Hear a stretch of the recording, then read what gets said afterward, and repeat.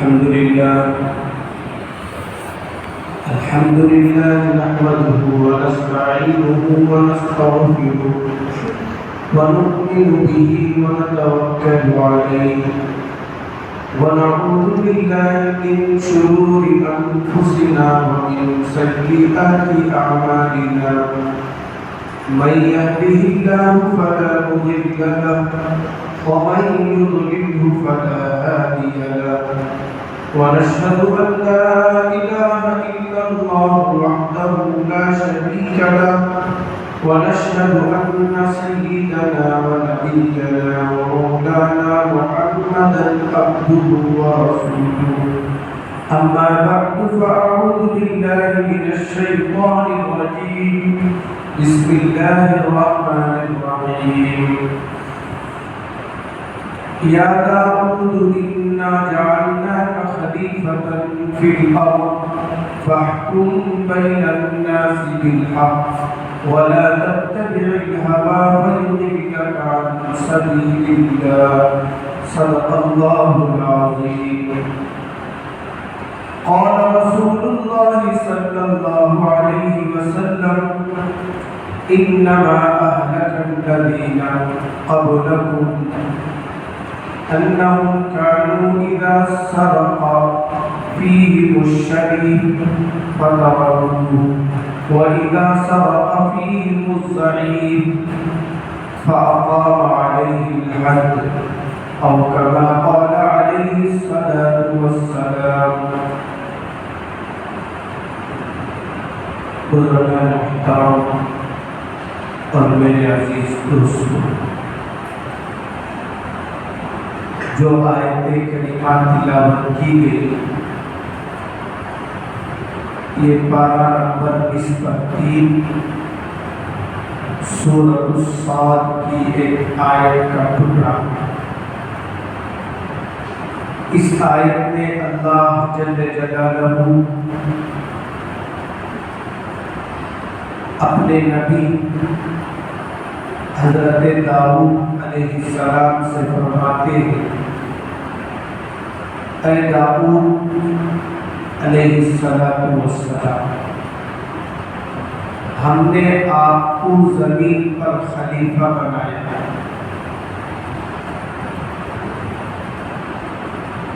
خلیفہ کی بڑی ذمہ داری ہوتی ہے. فرمایا فاحکم بین الناس بالحق. جب آدمی خلیفہ بنایا جاتا ہے تو لوگ اس کے پاس اپنی پریشانیاں اور معاملات بھی لے کر آتے ہیں. تو ایسے وقت میں آپ لوگوں کے درمیان حق کا اور انصاف کا فیصلہ کریں.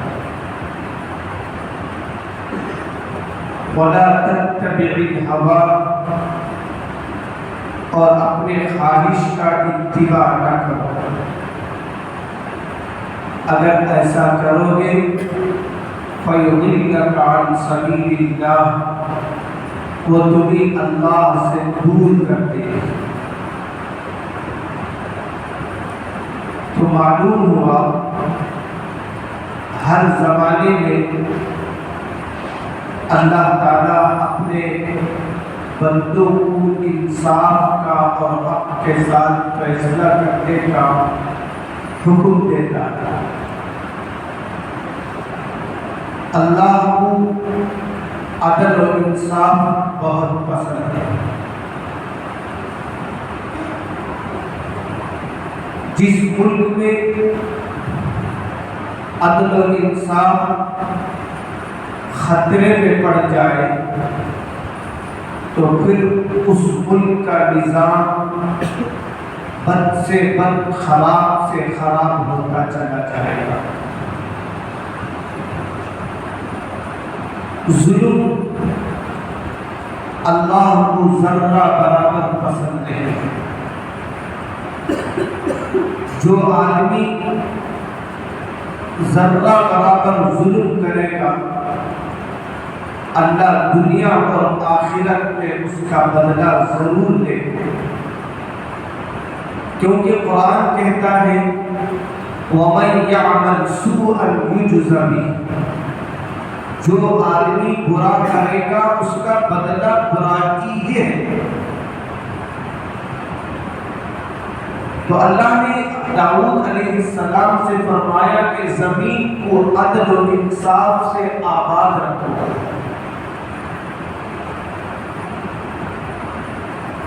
اللہ کے نبی صلی اللہ علیہ وسلم کے زمانے میں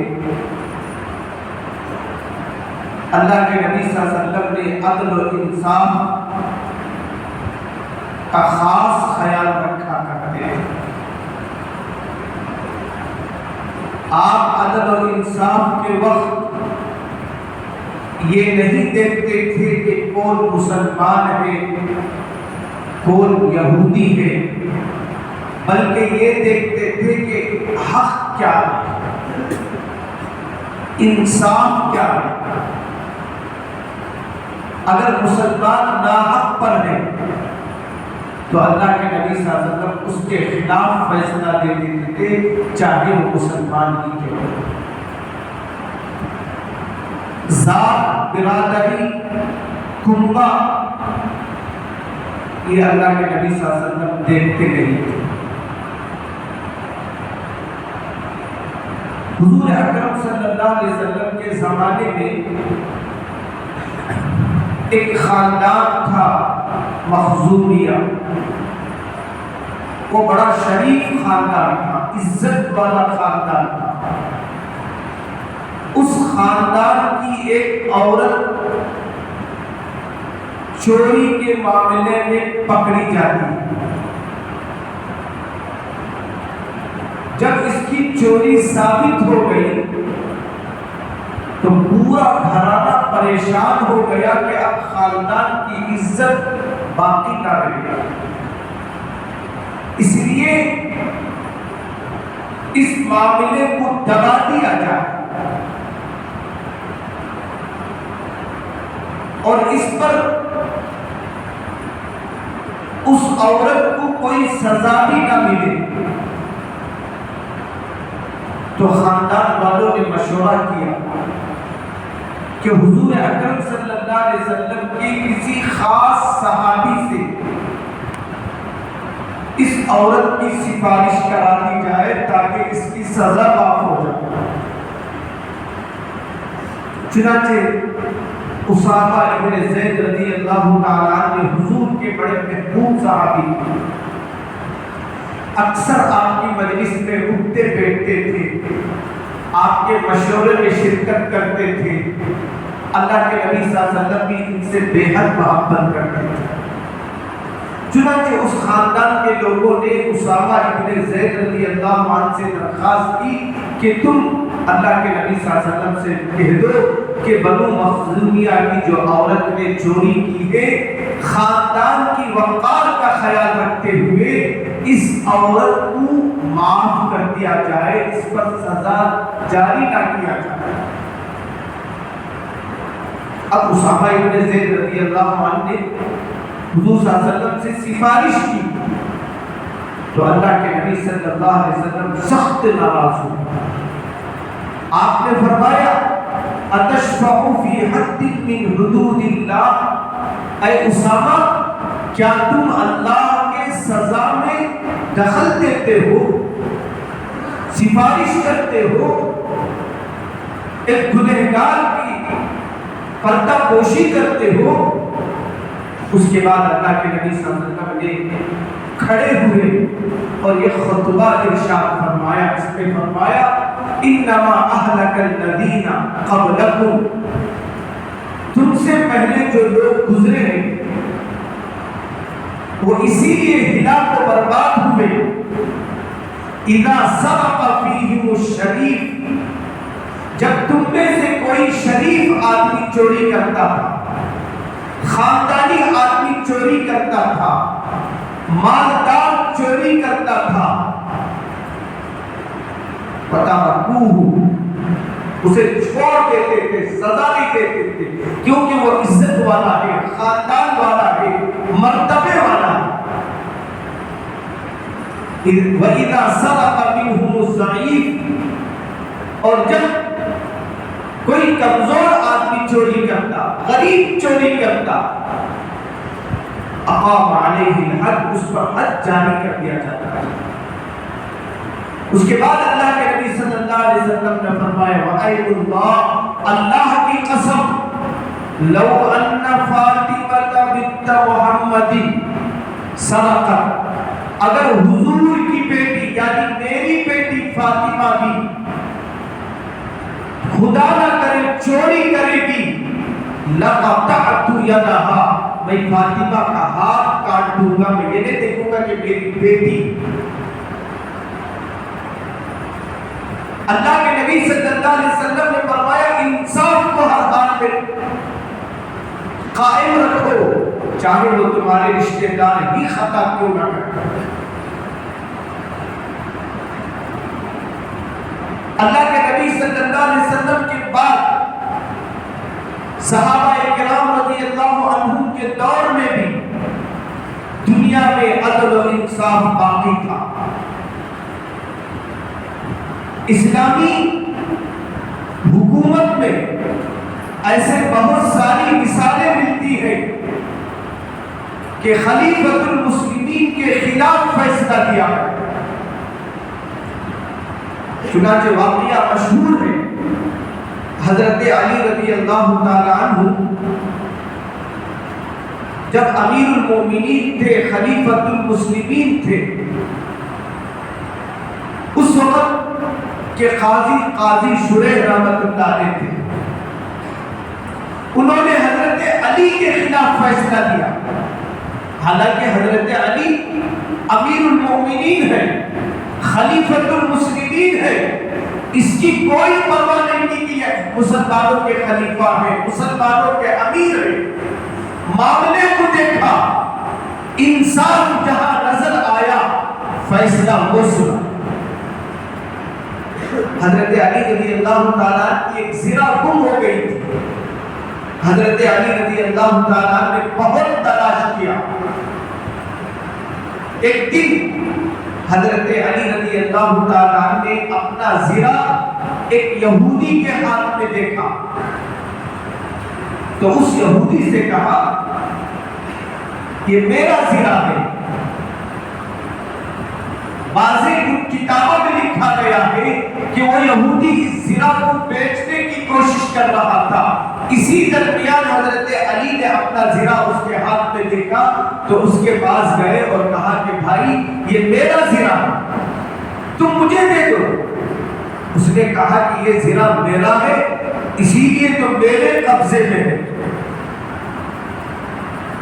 معاملہ بڑھتے بڑھتے قاضی کی عدالت میں جا پہنچا۔ قاضی شریح رحمت اللہ علیہ نے حضرت علی کو بلایا رضی اللہ عنہ اور پوچھا کہ علی، جس زرہ پر تم اپنا دعویٰ قائم کرتے ہو اس پر دلیل لاؤ کہ یہ زرہ کس کا ہے، گواہ لاؤ۔ کہ علی رضی اللہ تعالیٰ نے اپنے غلام بلایا گواہ کے طور پر، اور دوسرا گواہ اپنے بیٹے کو پیش کیا۔ تو قاضی شریح رحمت اللہ علیہ نے فرمایا کہ علی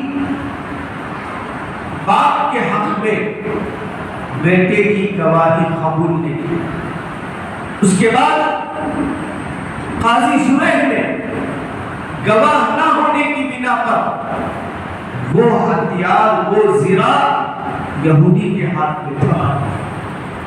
واضح کتابوں میں لکھا گیا ہے، اس عدل و انصاف کو دیکھ کر وہ یہودی ایمان کے اندر داخل ہو گئے۔ خطا کوئی بھی کرے سزا اسے ضرور ملنی چاہیے۔ اگر خطا کار کو دنیا میں سزا نہیں ملے گی، پھر دنیا خطا کاروں سے بھر جائے گی، قاتلوں سے بھر جائے گی، مجرموں سے بھر جائے گی۔ اسلامی حکومتوں نے عدل و انصاف کو ہمیشہ لحاظ کیا جاتا ہے۔ چنانچہ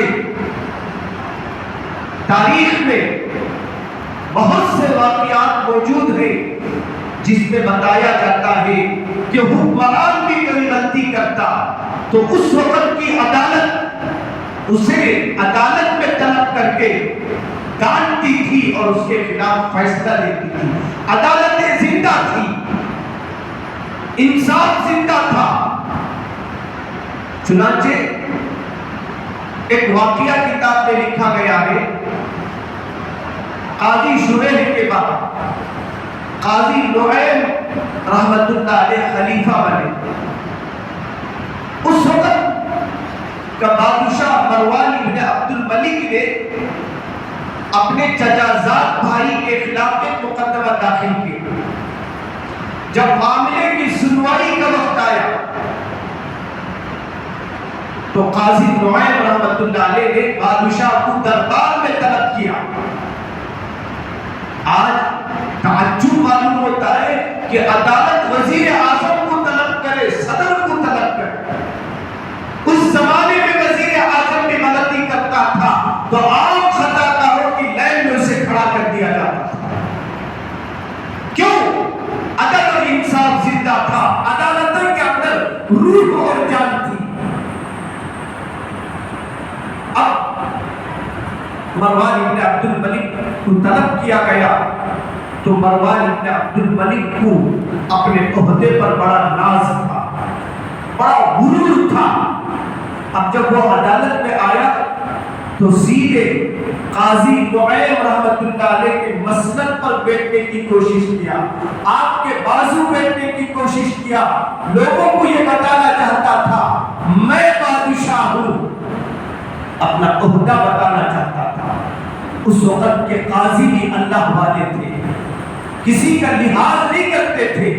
قاضی نعیم رحمت اللہ علیہ نے سب کے سامنے ڈانٹا، دھتکارا، کہا کہ عبد الملک ابن مروان اس وقت تم پر مقدمہ داخل ہے، تم میرے بازو نہیں بیٹھ سکتے ہو، میرے مسند کے قریب نہیں آ سکتے ہو. چنانچہ جہاں مدعا کھڑا ہے تم بھی اس کے بازو میں کھڑے ہو جاؤ.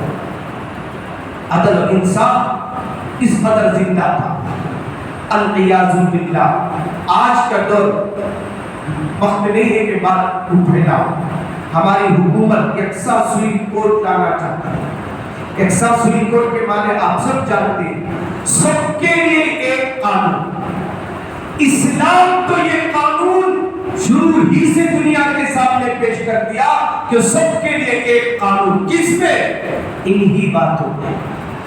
آج ہم دیکھتے ہیں حکومت کا کوئی افسر، وزیر اعظم، صدر، ایم پی غلطی کرتا ہے تو حکومت اس میں دخل دیتی ہے. ہمارے ملک کا کیا حال ہے؟ ایک آدمی قتل کر دیتا ہے، قاتل ہے، نچلی عدالت سے لے کر اوپر کی عدالت تک اس کا جرم ثابت ہو جاتا ہے. اسی نے قتل کیا ہے، اسی نے ظلم کیا ہے، اسی نے چوری کی ہے. نچلی عدالت سے اوپر کی عدالت تک فیصلہ ہو جاتا ہے یہ مجرم ہے. ہماری حکومت کا عدلیہ کیا؟ یہاں صدر کو، وزیر اعظم کو اختیار ہے چاہے تو مجرم کو معاف کر دے یا مجرم کی سزا کم کر دے. العیاذ باللہ کیا یہ مجرم کو معاف کرنا، ایک قاتل کو معاف کرنا جرم کو بڑھانا نہیں ہے، زمین میں فساد کرنا نہیں ہے؟ آج ہماری حکومت کے عہدے میں جتنے بیٹھے ہیں سب خطا کار ہیں، ڈاکو ہیں، لٹیرے ہیں، چور ہیں. اور ایسے ایسے لوگوں کو عدلیہ میں بٹھا دیا گیا ہے کہ عدل و انصاف کے بارے میں شک عوام میں پھیل چکی ہے. یکساں سوئی کوٹ کسے کہتے ہیں؟ جو قانون عام آدمی کے لیے ہے، جو سزا عام آدمی کے لیے ہے، وہی سزا حکومت کے عہدیداروں کے لیے بھی. یہی اللہ کے نبی صلی اللہ علیہ وسلم نے فرمایا تم سے پہلے لوگ اسی لیے ہلاک کر دیے گئے، بڑے لوگ خطا کرتے تھے معاف کر دیا جاتا تھا، چھوٹے لوگ خطا کرتے تھے تو ان کو سزائیں دی جاتی تھی. آج بڑے بڑے مجرم سینہ تان کر کے بیٹھے ہیں، بڑے بڑے لٹیرے پارلیمنٹ کے اندر بیٹھے ہوئے ہیں. کیا ہے؟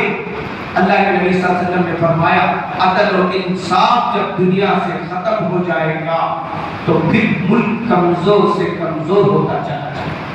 ایکساسوئی کوڈ کسے کہتے ہیں؟